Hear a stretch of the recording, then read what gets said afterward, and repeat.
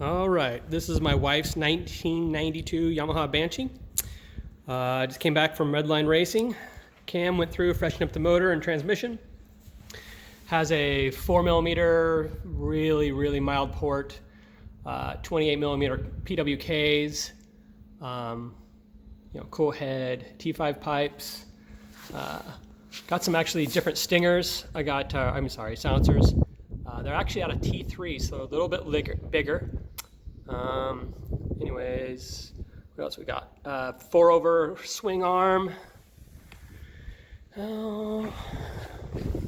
Unfortunately, stock suspension, but it does have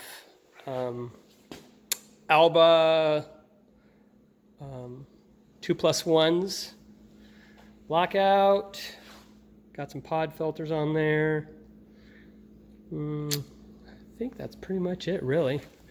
But just a clean little bike, made 61 horse, and like 40 or 41 foot-pounds of torque.